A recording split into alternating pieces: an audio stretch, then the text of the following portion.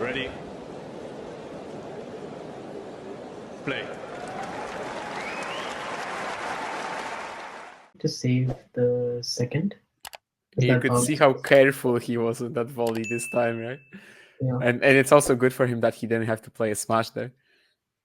But clearly the volley, he was just like super careful to be precise after that previous miss, and just played it like a little maybe too soft even, allowed Ruud that chance to potentially hit a lot, but it was still a long shot. So yeah, third match point. This is the big one. The most important one, yeah.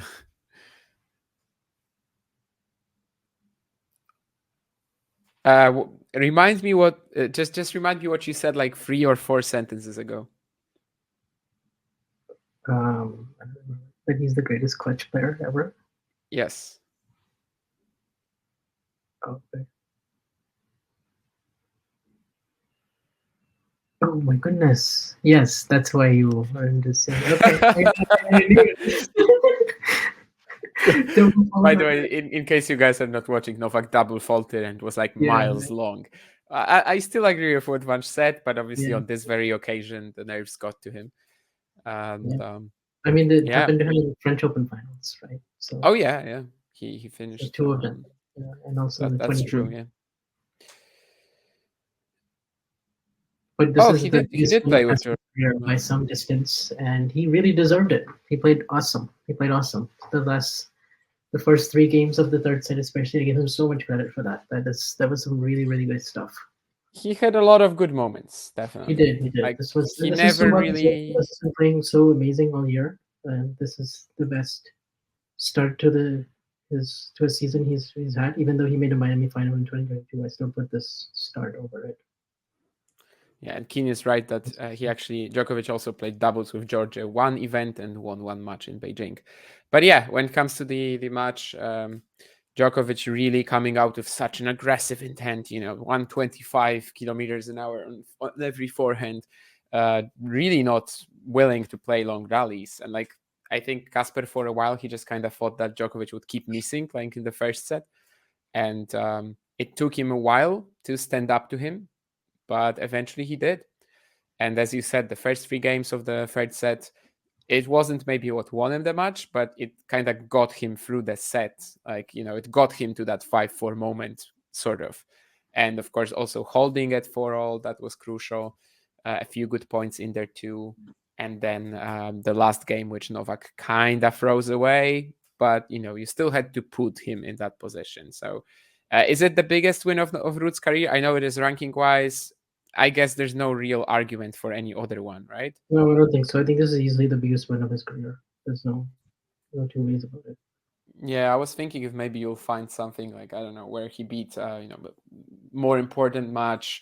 I guess he had the clay semifinal, the semifinals at slams, but they weren't ever against a player of this caliber. So yeah, I would say this is the biggest win of his career.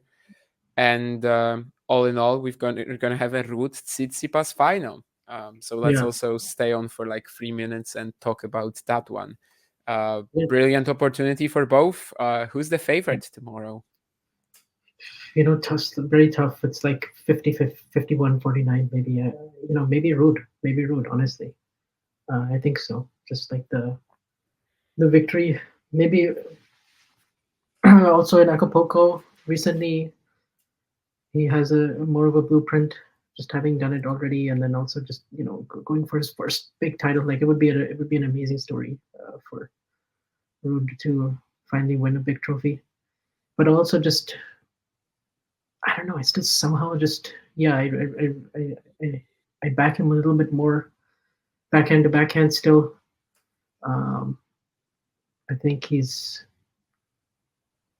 serving really well. I think both players are. I don't know. I see it being really, really tight. Like I can't give a clear edge to either, but I give a slight edge to Ruud. Me too. I think I'm giving him less of an edge that I would have given him before the day started. Before the day started, I was thinking if they play in the final, I think Ruud is going to win his first big title. Now that I think of it, it's closer than I was expecting it to be. Ghibli, of course, is raising a very fair point. What will Tsitsipas do against all of these RPMs directed at his backhand?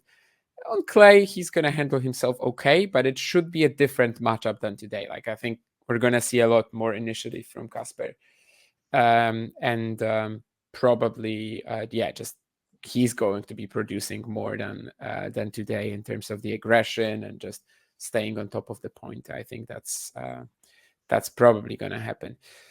Steph's backhand today was good enough that he could protect it relatively well. Yeah, it was okay. It still had its shank moments. Definitely, there was a bit of a shank fiesta, as I called it earlier at the beginning of the third set.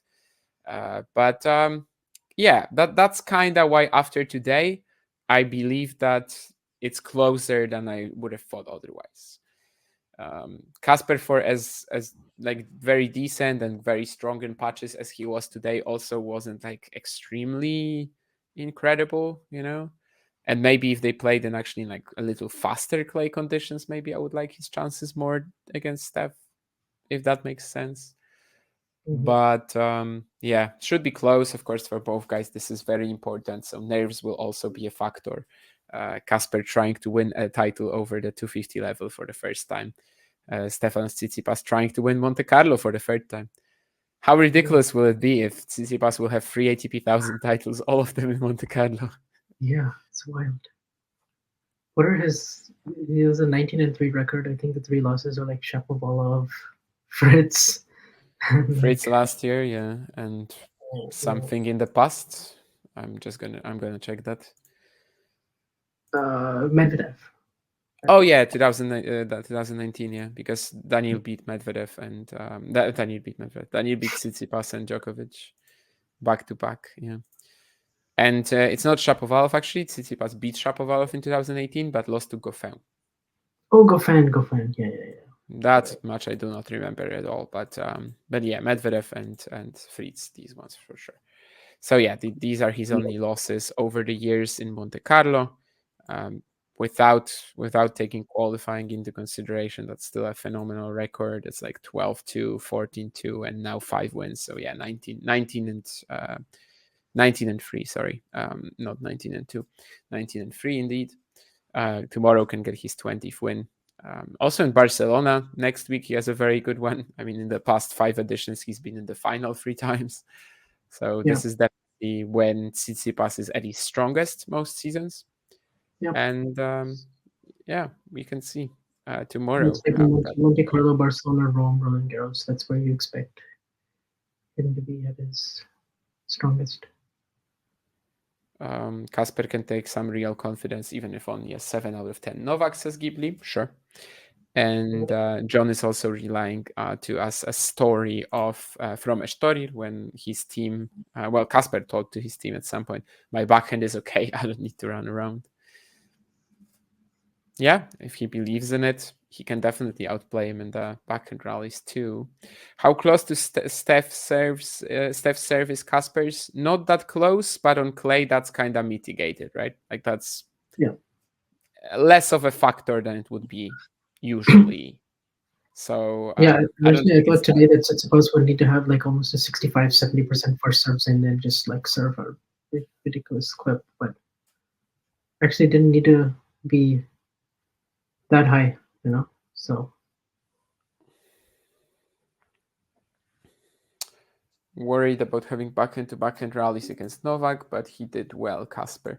Yeah, for the most part, I guess it was Novak trying to control the match with his forehand, and in the backhands, he both pulled off a couple of stunners down the line, right? It wasn't like Novak was really winning all of these. And Ghibli says that Novak was just not willing to grind them.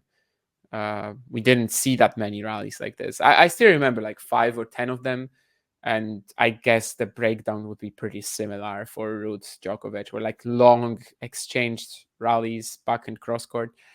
Most of the time it was kind of Casper or Novak like trying to find the line and just missing eventually, but there wasn't like a clear edge in terms of that pattern. But Ghibli is right to point out that there was just not that much of it as well.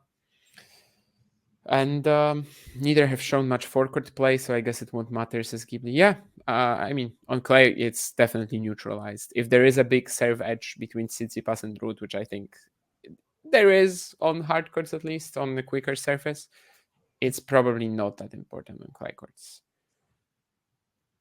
Stefan 2, that's okay, but 2 close sets. Okay, that's not that bold. Peter with the Casper in 3. 3 sets or 2 sets, that's kind of guessing every time. Always 2 sets is the more likely result, regardless of the winner. But I'm not sure what the bookmakers say. I don't think they will say anything just yet. But I actually have no idea who's going to be the favorite for the bookies tomorrow. They were both very similarly priced today against Sinner and Djokovic, which I think if we got a Sinner-Djokovic final, they would be similarly priced too. So I actually think it will be pretty close probably for the bookmakers. But kind of tough to say, actually. Maybe Tsitsipas is small favorite. I don't know. No, I Yeah, don't know. maybe. I think I still give Tsitsipas a small edge, like just odds-wise, he would be. Yeah, I think it would be fair if Tsitsipas is a small favorite odds-wise tomorrow. Yeah. Me personally, I would say it's 51-49 route for me, but we'll I see. would say so too. Yeah, I would say so as well. It's a different matchup against these two. We also haven't seen them play on clay since Madrid 2021, and Madrid clay Yeah. is very different. See. Maybe some fatigue also for Stefanos, having had 2 really great weeks before. In Madrid, 2021. Okay. Yeah. That was like the only early loss for Stefanos that clay season, if I remember correctly, right? Because it was like the second round or whatever they played it. Of course, he had a very strong clay year that season. Well, I'm not counting Hamburg, of course. I'm just counting the main part of the clay swing. But yeah, he lost to Casper in Madrid, which was like his only bad loss of the main part of the clay season. Otherwise, losing only to Djokovic twice and Nadal. At the time, it was a bad loss. When was the last time we had like these type of upsets? I guess we had like the big four in Canada. Like that one year, 2010. We ended up getting like. What do you mean? We ended up getting like Federer and Murray in the final. Mm-hmm. Instead of Djokovic and Nadal. I don't think that's really. Nah, that wasn't that strong. Eric says Monte Carlo 2019. Lajovic beating Medvedev and Fonini beating Nadal. That's an interesting one. Interesting, yes. I don't know if Medvedev at the time Yeah, already at had the that time, sort of yeah. reputation, right? Yeah. I know, I understand where he's coming from. He just beat Djokovic, he just beat Tsitsipas, but I just don't think he had that sort of reputation at the moment yet. Perhaps after August 2019, yes, but not at the time. And Fonini Nadal, that's way bigger even. Yeah. I think a lot of us back then thought that Fonini might have a shot, but like realistically, in terms of the odds, the percentages, of course, Fonini was just probably like a 5 or a 6 odds or whatever. But yeah, I don't know if Lajovic Medvedev quite qualifies, because it's Daniil on clay and because it's Daniil pre-August 2019. All right. I guess that is going to be everything then. I guess we're gonna wrap it up. Considering Dan Evans has beaten Novak here, Casper shouldn't think he's now Clay's new Rafa. He shouldn't, but it is a thing. See what happens when you bash. You mean Novak? Because that Novak was bashing rather than Casper. But yeah, anyway, I guess that's gonna be it. Thank you guys for listening to both the streams today. I'm pretty sure tomorrow there's also the final. In fact, I think I will be there. Will you be there as well? I think probably, yeah. I think it's gonna be us with Gokalt from Turkey, who I don't know if he's been on the stream before. I don't think so. Okay. But he's gonna be probably it's gonna be us three tomorrow. At least I think that's the plan for now. So of course, guys, make sure to tune into that, and hopefully it's gonna be a great match. I'm very excited about the prospect of this final, more than I would be with Djokovic Tsitsipas, or Yeah. Sinner Ruud, but less than I would be with Djokovic Sinner probably. Yeah. Same. I have it number 2, like in terms of all the possible finals.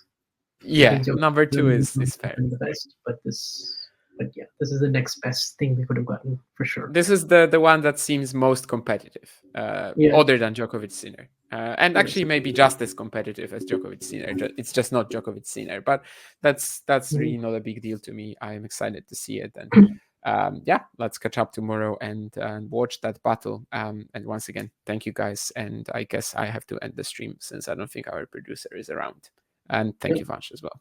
Yep. Thank you, Damian. Thank you to everyone in the comments, and we'll see you back here tomorrow.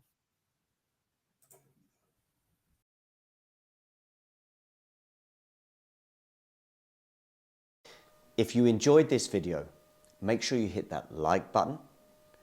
Don't forget to subscribe and click that notification bell so you don't miss out on all things tennis.